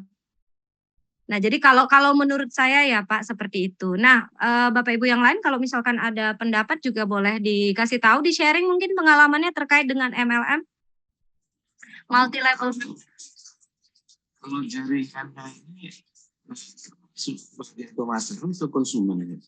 Kalau jaringan itu termasuk dalam strategi pemasaran, Pak. Tetapi jaringan ini berarti orangnya ya, Pak Raja ya. Iya, Orangnya konsumen. Karena konsumen kita itu ada konsepnya B2B, ada konsepnya B2C ya. Kalau B2C, business to customer ya. Jadi konsumen yang sifatnya ini adalah end user, Pak. Dia pengguna akhir. Ada yang konsepnya B2B, Pak, business to business. Ini bisnis ini adalah customer yang juga sifatnya bisnis. Artinya kalau saya selaku jaringan Pak Hendra gitu kan, Pak Hendra ini adalah ininya gitu kan, bisnisnya ya, pelaku usahanya. Saya adalah jaringannya Pak Hendra, berarti saya juga adalah konsumen dari Pak Hendra. Nah, tetapi sifat kita masih B2B karena saya bukan end user. Saya juga akan melakukan penjaringan lagi kepada yang lain gitu. Nah, jadi kalau kita pelajari strategi jaringan ataupun strategi jaringan marketing jaringan ya, itu merupakan salah satu strategi marketing yang melakukan penjualan kepada konsumen ya. Konsumennya ini ada konsumen akhir, berarti kalau konsumen akhir ini kan memang mentok nih Pak, dia tidak mengambil jaringannya lagi gitu. Dia hanya menggunakan produknya, meskipun produknya tadi yang dikatakan Pak Hendra ini produknya kurang laku gitu. Ya, tapi dia penggunanya cocok mungkin Pak skincare-nya untuk dia. Tetapi ada lagi nih, dia yang menggunakan skincare-nya cocok tapi juga saya mau mendapatkan keuntungan dari bisnis MLM ini. Berarti saya juga menawarkan ke orang lain. Saya tetap dikatakan customer ya bagi si pelaku usaha. Tetap customer namanya Pak. Ya, tapi sifatnya aja yang beda. Ya, dia sifatnya masih bisnis kah atau sifatnya sudah end user. Nah, jadi MLM ini kalau pandangan saya Pak itu dua konsepnya. Satu yang memang betul-betul ya menjaga prinsip dari marketing jaringan. Yang kedua yang sudah tidak terjaga lagi prinsip marketing jaringannya. Kita sudah banyak lihat kan MLM yang melakukan penipuan bagi konsumennya karena kalau tujuannya sudah yang kedua ini Pak, tujuannya memang memperkaya si pelaku usaha ataupun memperkaya usahanya gitu. Ya, dengan melakukan hal-hal yang kurang baik itu bagi orang lain gitu. Nah, kalau saya seperti itu sih Pak pendapatnya. Kalau Bapak Ibu yang lain ada yang mau sharing boleh juga. Ini untuk MLM dulu ya. Iya, siap ya. Kita tunggu sharing dari yang lain. Siapa tahu ada yang pelaku usahanya nih Pak. Kalau tidak ada baru kita masuk yang kedua ya. Oke. Yang kedua ya, boleh kita sharing lagi terkait dengan Apple. Ya, kebetulan saya juga pengguna Apple ya, dan juga kita tahu ya kalau Pak Hendra pengguna Apple, Bapak tahu Bapak pasti tidak akan berpaling ke yang lain, benar nggak? Oh iya ya, tetapi kadang-kadang pengguna Apple ini dia nggak mau Pak, dia nggak mau berpaling ke yang lain. Kenapa? Karena Apple ini sudah memiliki spesifikasi dan juga pasarnya tersendiri Pak Hendra. Ya, makanya kalau misalnya Apple ini ya mengeluarkan seperti Pak Hendra katakan tadi, mengeluarkan satu produk ya, produk yang baru itu memang produknya ditunggu-tunggu. Tetapi ditunggu-tunggu oleh siapa? Oleh konsumennya. Jadi kalau misalkan kalau pengguna Android nih Pak, kalau pengguna Android itu pasarnya masih bergabung Pak. Ya, Samsung ya, Realme, Oppo, ya habis itu Vivo, itu pasarnya masih bergabung, persaingannya masih banyak gitu. Ya, laut persaingannya itu masih merah, masih berdarah-darah gitu. Antara penghasil smartphone yang Android. Tetapi iPhone, kenapa dia dikatakan memiliki pasar tersendiri ya? Nah, yang pertama ya, program yang dimilikinya dari produknya itu sendiri Pak. Dia memiliki produk iOS yang tidak ada smartphone lain ya yang menggunakan program yang sama. Nah, makanya ya untuk saat ini nih kalau kita lihat dari riset marketing ya banyak sekali yang melakukan riset terhadap bagaimana cara ataupun strategi menemukan satu keunikan, uniqueness ya yang dimiliki oleh satu produk ataupun jasa yang kita miliki. Nah, ketika kita sudah berada di level uniqueness ya, ini artinya persaingan kita sudah berubah, Pak. Persaingan kita bukan lagi di laut merah, tetapi persaingan kita sudah masuk ke lautan biru. Ya. Nah, kalau kita sudah masuk ke lautan biru, ya, ini kalau misalkan Bapak Ibu baca namanya Blue Ocean Strategy, ya. Strategi Samudra Biru, ya. Ini Bapak Ibu akan berlayar sendiri. Ya, berlayar sendiri menikmati konsumennya sendiri, target pasarnya sendiri gitu. Ya, jadi memang mereka sudah punya target pasar. Nah, selain itu lagi kan karena dia punya target pasarnya sendiri, habis itu uniqueness-nya sendiri, dan dia ini sudah berada di level yang kalau bisa kita lihat nih levelnya premium gitu, dibandingkan dengan yang lain. Kalaupun konsumennya melakukan pembelian kepada produk yang lain, pembelian konsumen untuk produk yang lain ini hanya sebagai produk substitusinya saja, ataupun produk kedua, ketiga, dan keempat bagi konsumennya gitu. Tetapi produk utamanya tetap Apple. Nah, Apple sangat menjaga itu sekali, ya. Ditambah lagi, kalau saya lihat saat ini nih, bukan kalau dulu itu Apple itu nih target konsumennya dalam satu circle Pak, dalam satu lingkaran kan itu target konsumennya Apple. Tapi kalau sekarang saya lihat fenomenanya sudah mulai berubah nih. Ya, saya lihat fenomenanya sudah mulai berubah karena sekarang ini adalah eranya digital ya, yang sekarang ini mudah sekali untuk mempengaruhi. Ya, apalagi Indonesia ini yang konsumennya erat dengan yang namanya keikut-ikutan. Ya, apa yang sedang viral, apa yang sedang dipakai oleh influencer mereka, itu yang mereka ikuti gitu.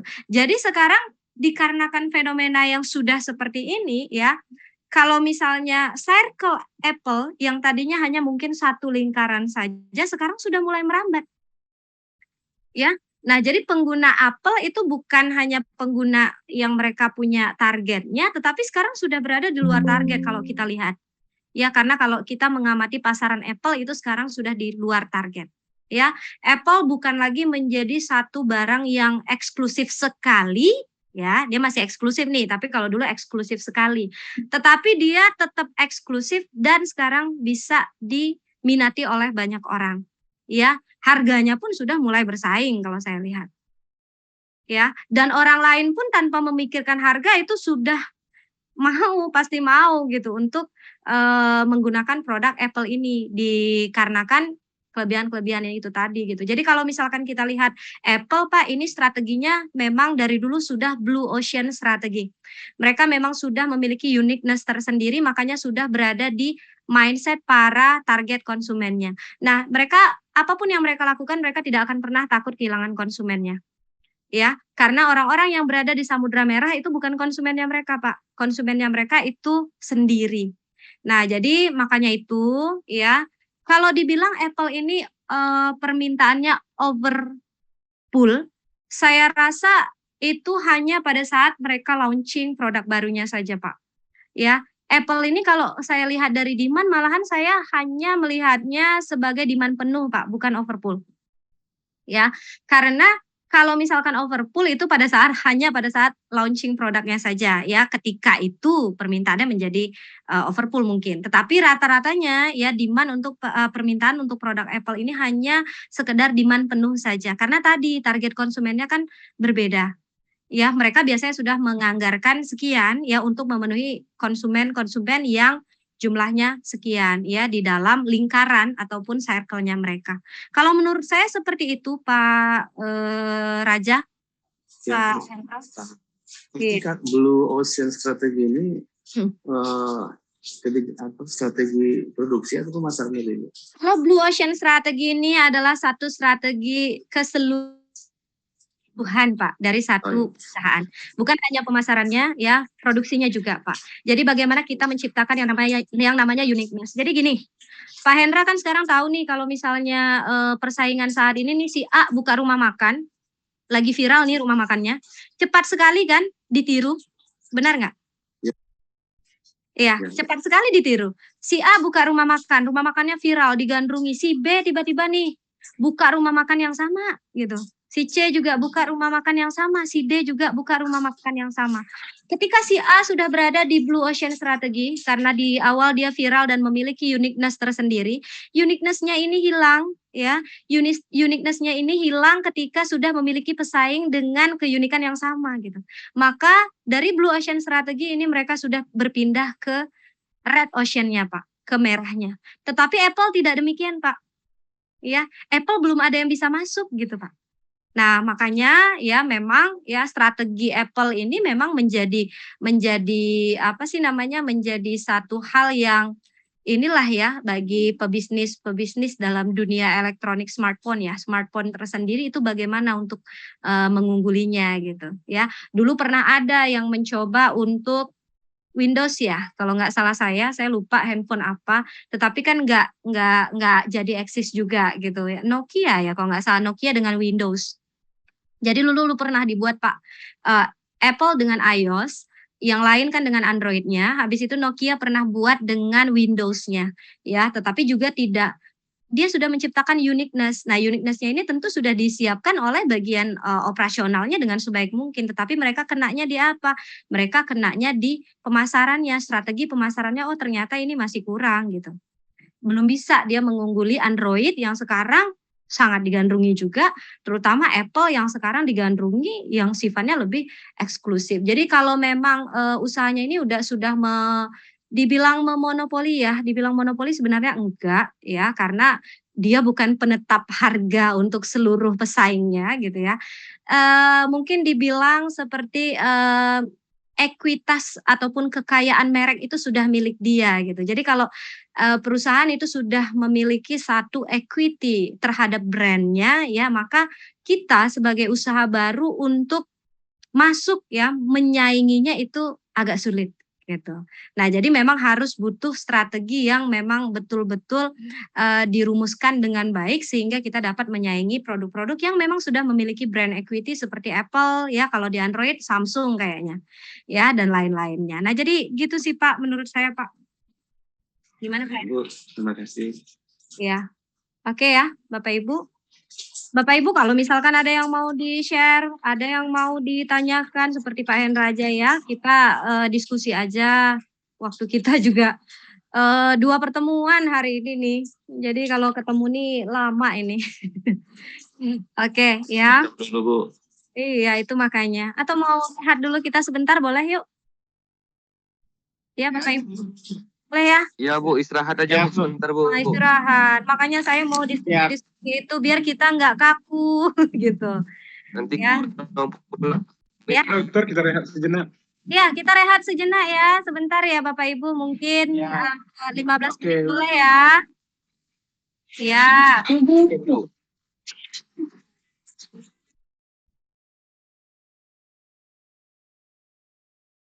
Amin. Oi. Untuk yang absen tadi